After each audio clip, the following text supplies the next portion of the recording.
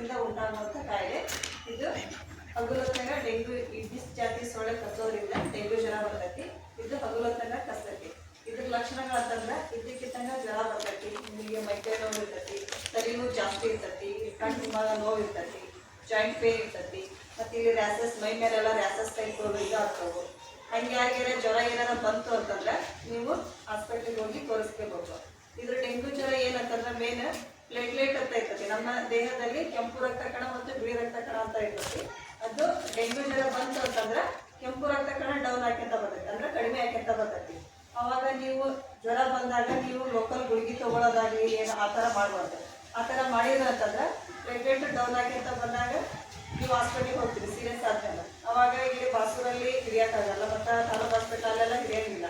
ಇಲ್ಲ ದಾವಣಗೆರೆಗೆ ಹುಬ್ಳಿಗೆ ಹೋಗ್ರಿ ಅಂತ ಕರ್ತಾರೆ, ಪ್ಲೇಟ್ಲೆಟ್ ಹಾಕಿಸ್ಕೊಂಬರ್ರಿ ಅಂತ ಕರ್ತಾರೆ. ಆ ಒಂದು ಉದ್ದೇಶಕ್ಕೆ ನಿಮಗೆ ಯಾರಿಗೆ ಸ್ವಲ್ಪ ಜ್ವರ ಬಂದ್ರೂ 1-2 ದಿನ ಜ್ವರ ಬಿಟ್ಟು ಬರಾಕತ್ತೈತಿ ಅಂದ್ರೆ ಬಾಸೂರು ಹಾಸ್ಪಿಟ್ಲಿಗೆ ಇಲ್ಲ ತಿರುವಳ್ಳಿಗೆರ ಬ್ಯಾಡಗಿಗೆರ ಹೋಗಿ ತೋರಿಸ್ಕೋಬೇಕು. ತೋರಿಸ್ಕೊಂಡು ಅಲ್ಲೇ ನಿಮಗೆ ಜ್ವರ ಬಿಟ್ಬಿಟ್ಟು ಆಡ್ಬಿಟ್ಟು ಬರಾಕತ್ತಾವ ಅಂತಂದ್ರೆ ಬ್ಲಡ್ ಚೆಕ್ ಮಾಡಿ ನಿಮಗೇನಾದ್ರು ಹಂಗೆ ಡೆಂಗ್ಯೂ ಜ್ವರ ಸಿಂಪ್ಟಮ್ಸ್ ಏನಾರು ಇತ್ತು ಅಂತಂದ್ರೆ ಅವಾಗ ನಿಮಗೆ IV ಫ್ಲೂಯಿಡ್ ಹಾಕಿದೆ ಅಂದ್ರೆ ಅದು ಪ್ಲೇಟ್ಲೆಟ್ ಜಾಸ್ತಿ ಆಗ್ತೈತಿ. ಆ ಥರ ಟ್ರೀಟ್ಮೆಂಟ್ ಕೊಡ್ತಾರೆ. ಈ ಡೆಂಗ್ಯೂ ಜ್ವರಕ್ಕೆ ನಿರ್ದಿಷ್ಟವಾದ ಔಷಧಿ ಇರೋಂಗಿಲ್ಲ. ನಿಮ್ಗೆ ಏನು ಸಿಂಪ್ಟಮ್ಸ್ ಇರ್ತಾವೆ, ನಿಮ್ಗೆ ಏನು ರೋಗ ಲಕ್ಷಣಗಳು ಇರ್ತಾವೆ, ಅದರ ಆಧಾರದ ಮೇಲೆ ಟ್ರೀಟ್ಮೆಂಟನ್ನು ಕೊಡ್ತಾರೆ. ಆ ಒಂದು ಉದ್ದೇಶಕ್ಕೆ ನಿಮಗೆ ಮನೆಗೆ ಯಾರಿಗೆ ಜ್ವರ ಬಂದ್ರೂ ಹೇಳ್ಬೇಕು ಹಾಸ್ಪಿಟ್ಲಿಗೆ ಹೋಗ್ರಿ ಅಂತಂದ್ರೆ. ಯಾರು ಲೋಕಲ್ ಹುಡುಗಿ ನುಂಗಕ್ಕೆ ಹೋಗ್ಬಾರ್ದು. ಮತ್ತು ಇದನ್ನ ನಾವು ಡೆಂಗ್ಯೂ ಜ್ವರ ಬರ್ಲಾರ್ದಂಗ ಮುನ್ನೆಚ್ಚರಿಕೆ ಕ್ರಮ ಏನು ತಗೋಬೇಕಂತಂದ್ರೆ ನಾವೆಲ್ಲ ನೀರು ಸ್ಟಾಕ್ ಇಟ್ಕೊಂಡಿರ್ತಾವ್ರಿ. ಹೌಜು, ಬ್ಯಾರಲ್ಲು, ಸಿಮೆಂಟಿನ ತೊಟ್ಟಿ, ಡ್ರಮ್ಮು, ಕಲ್ಲಿನ ಬಾನಿ ಅವನ್ನೆಲ್ಲ ಮನ್ಯಾಗ ಹೇಳ್ಬೇಕು.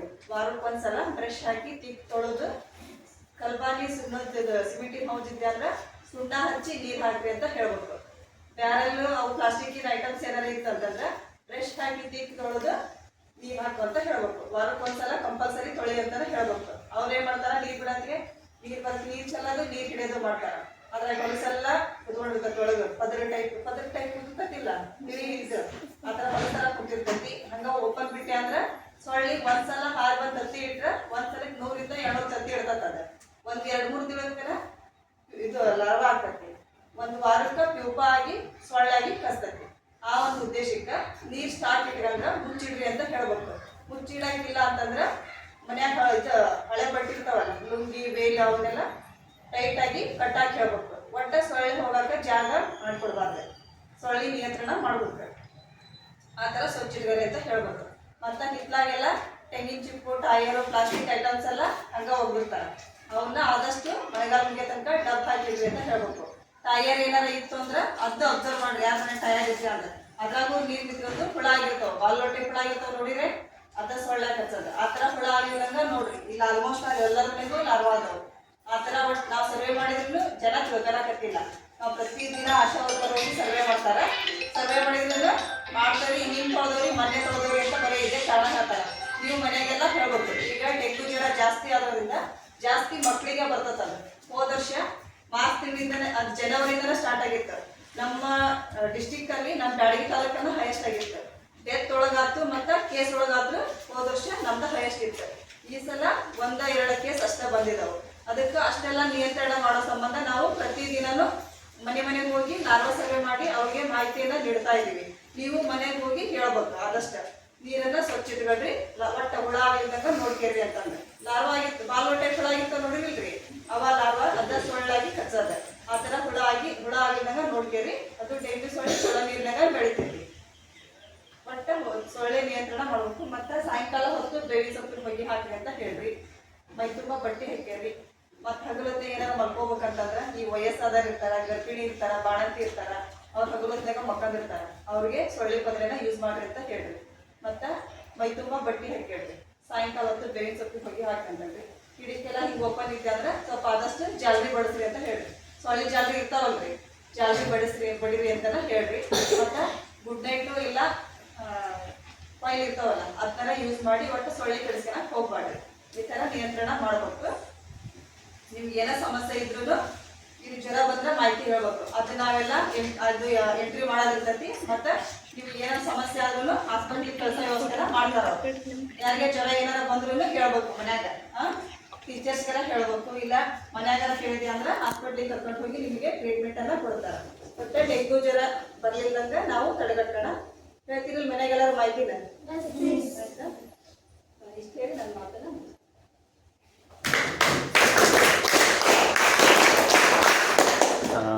ಇದು ಜ್ವರದ ಸಿಂಪ್ಟಮ್ಸ್ ಏನಿರ್ತಾವೆ ರೀ ಅವ್ರಿಗೆ? ಅದೊಂದು ಸ್ವಲ್ಪ ಅವರಿಗೆ ಮಾಹಿತಿ ಅನ್ನೋದು. ಈಗ ಸಾಮಾನ್ಯ ಜ್ವರ ಬರ್ತವೆ ಅಲ್ರಿ? ಜ್ವರ ಬರ್ತೈತಿ. ಡೆಂಗ್ಯೂ ಜ್ವರಕ್ಕೆ ಮೇನ್ ಜಾಸ್ತಿ ತಲೆನೋವು ಇರ್ತೈತಿ, ಕಣ್ಣು ಹಿಂಭಾಗ ನೋವು ಇರ್ತೈತಿ, ಸಣ್ಣ ನೋವು ಇರ್ತಾವೆ. ಇದೆಲ್ಲ ಜಾಯಿಂಟ್ ಪೇನ್ ಇರ್ತೈತಿ, ಮೈ ಮೇಲೆ ರ್ಯಾಷಸ್ ಆಗ್ತೈತಿ. ಜ್ವರ ಜಾಸ್ತಿ ಆತಂತಂದ್ರೆ ಮೂಗು, ಒಸಡು ಮತ್ತು ಬಾಯಿಯಲ್ಲಿ ರಕ್ತಸ್ರಾವ ಬರಕ್ಕೆ ಸ್ಟಾರ್ಟ್ ಆಗ್ತೈತಿ. ಜಾಸ್ತಿ ಆತಂತ ಸ್ವಲ್ಪ ಇದ್ದಕ್ಕಿದ್ದಂಗೆ ಜ್ವರ ಬರ್ತದೆ. ಸಾಮಾನ್ಯವಾಗಿ ಜ್ವರ ಇತ್ತು ಅಂತಂದ್ರೆ ಮೈಕೈ ನೋವು ಇದ್ದೇ ಇರ್ತದೆ ರೀ. ಜಾಸ್ತಿ ಕಣ್ಣು ಇಲ್ಲಿ ನೋವು ಬರ್ತದೆ, ತಲೆ ಎತ್ತಕ್ಕಾಗಲ್ರಿ, ಅಷ್ಟು ನೋವು ಇರ್ತದೆ. ಹೆಡ್ಡೇಕ್ ಜಾಸ್ತಿ ಇರ್ತೈತಿ. ಹಾಂ ಸುಸ್ತು ಜಾಸ್ತಿ ಆಗಕ್ಕೆ ಸ್ಟಾರ್ಟ್ ಆದ್ರೆ ಅವ್ರು ಅಲರ್ಟ್ ಆಗ್ಬೋದು. ಜಾಸ್ತಿ ಡೆಂಗ್ಯೂ ಸಿಂಟಮ್ಸ್ ಅಂದ್ರೆ ಗಲ್ಲಿಗೆಲ್ಲ ಇದು ರ್ಯಾಷಸ್ ಆಗ್ತದ್ರಿ. ಮತ್ತು ಮೂಗು ಮತ್ತು ಒಸಡಿನಾಗ ರಕ್ತಸ್ರಾವ ಬರಕ್ಕೆ ಸ್ಟಾರ್ಟ್ ಆಗ್ತದೆ. ಇದು ಮೇನ್ ಡೆಂಗ್ಯೂ ಸಿಂಟಮ್ಸ್. ಆ ಅದು ಸೊಳ್ಳೆ ಇರ್ತದಲ್ಲ, ಅದು ಸಾಮಾನ್ಯವಾಗಿ ಭಾಳ ಎತ್ತರಕ್ಕೆ ಹಾರಕ್ಕಾಗೋದಿಲ್ಲ ಅಂತ ಹೇಳ್ತಾರೆ. ಅದು ಹೌದಾ? ಹಾರ್ತತಿ. ಯಾಕಂದ್ರೆ ಮೊಣಕಾಲು ಮಟ್ಟ ಅಷ್ಟೇ ಹಾರ್ತತಿ, ಅದ್ರ ಬೇರೆ ಅದಕ್ಕೆ ಹಾರಕ್ಕೆ ಬರಲ್ಲ ಅನ್ನೋ ಒಂದು ಕಾನ್ಸೆಪ್ಟ್ ಏನೋ ಹೊರಗಡೆ ಇದೆ. ಹಂಗಾಗಿ ಹಂಗೇನಿಲ್ಲ. ಅದು ಚಲೋ ನೀರಿನಾಗ ಬೆಳಿತೈತ್ರಿ. ಆದಷ್ಟು ನೀರನ್ನು ನೀವು ಸ್ವಚ್ಛ ಇಟ್ಕೋಬೇಕು. ಬಟ್ ಜ್ವರ ಬಂದ್ರೆ ಅವ್ರು ಕೇರ್ಫುಲ್ ಆಗ್ಬೇಕಷ್ಟೆ. ಒಂದು 2 ದಿನ ನಿಮಗೆ ಆಗ್ಬಿಟ್ಟು ಜ್ವರ ಬರಾಕತ್ತವು ಅಂದ್ರೆ ಹಾಸ್ಪಿಟ್ಲಿಗೆ ಹೋಗಿ ಬ್ಲಡ್ ಚೆಕ್ ಮಾಡಿಸ್ಕೋಬೇಕು. ಇದಕ್ಕೆ ಪರ್ಟಿಕ್ಯುಲರ್ ಚಿಕಿತ್ಸೆ ಇರೋದಿಲ್ಲ. ನಿಮ್ಗೆ ಏನು ಸಿಂಟಮ್ಸ್ ಇದೆ ನೋಡು, ಅದು ರೋಗ ಲಕ್ಷಣ ಆಧಾರದ ಮೇಲೆ ಇದಕ್ಕೆ ಟ್ರೀಟ್ಮೆಂಟ್ ಅನ್ನ ಕೊಡ್ತಾರೆ. Symptomatic treatment. ಹೌದು, ಇದಕ್ಕೆ ನಿರ್ದಿಷ್ಟವಾದ ಔಷಧಿ ಇದೆ ಸರ್. ಓಕೆ. ಈಗ ಸಾಮಾನ್ಯವಾಗಿ ಈಗ ಹಳ್ಳಿ ಈ ಮನೆಯ ಅಕ್ಕಪಕ್ಕ ಮೆದುಳು ಜ್ವರ ಬಂತು ಅಂದ್ರೆ ಅದಕ್ಕೆ ಅದು ಪರ್ಟಿಕ್ಯುಲರ್ ಈ ಮೆಡಿಸಿನ್ ಐತ್ರಿ. ಮೆದುಳು ಜ್ವರದ ಇಂಜೆಕ್ಷನ್ ಕೊಟ್ಟರೆ ಇದಾಗ್ಬೋದು. ಈ ಚಿಕನ್ ಗುನ್ಯಾ ಇದು ಅನಾಫಿಲಿಸ್ ಇದೆ,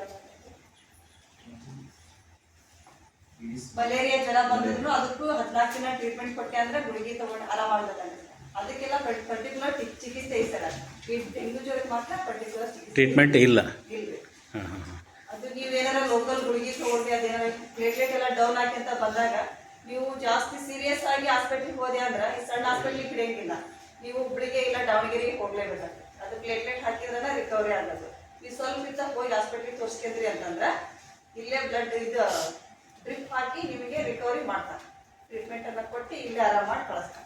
ಪ್ರಾರಂಭದ ಹಂತದೊಳಗೆ ಹೋದ್ರೆ ಬೇಗ ಆರಾಮಾಗ್ತಾರೆ. ನೀವು ಏನಾರ ಇಲ್ಲೇ ಲೋಕಲ್ ಗುಳಿಗೆ ತಗೊಂಡ್ರೆ ಏನಾಗಲ್ಲ ಬಿಡ ಅಂತಂದು ಲೇಜಿ ಮಾಡಿದ್ರಿ ಅಂದ್ರೆ ಸೀರಿಯಸ್ ಆಗಿಬಿಡ್ತಾರೆ. ಸಾಮಾನ್ಯವಾಗಿ ಹಳ್ಳಿ ಒಳಗೆ ಇರ್ತದ ಅದು, ಏನು ಬಿಡ ನಡಿತೈತಿ, ಏನು ಜ್ವರ ಬಂದಾವ ಅಂತಂದೇಳಿ ಡೆತ್ ಆಗ್ಬೋದ್ರಿ. ಇದು ಸಿಂಟಮ್ಸ್ ಹೋಗಿ ತಲೆ ಮೆದುಳಿಗೆ ಜ್ವರ ಎಲ್ಲ ಮೆದುಳಿಗೆ ಮಗು ಇದು ಡೆತ್ ಆಗೋ ಚಾನ್ಸಸ್ ಜಾಸ್ತಿ ಇರ್ತದೆ. ಹೋದ ವರ್ಷ ನಮ್ದು ಹೈಯೆಸ್ಟ್ ಇತ್ತು, ನಮ್ಮ ಡಿಸ್ಟ್ರಿಕ್ಟ್ ಅಲ್ಲೇ ಹೈಯೆಸ್ಟ್ ಇತ್ತು ನಮ್ಮ ಬ್ಯಾಡಗಿ ತಾಲೂಕು. ಈ ಸಲ 1-2 ಕೇಸ್ ಅಷ್ಟೇ ಬಂದಿದೆ. ನಾವು ಪ್ರತಿದಿನ ಸರ್ವೆ ಮಾಡಕತ್ತೀವಿ, ಜನರಿಗೆಲ್ಲ ಮಾಹಿತಿ ಕೊಡಕತ್ತೀವಿ.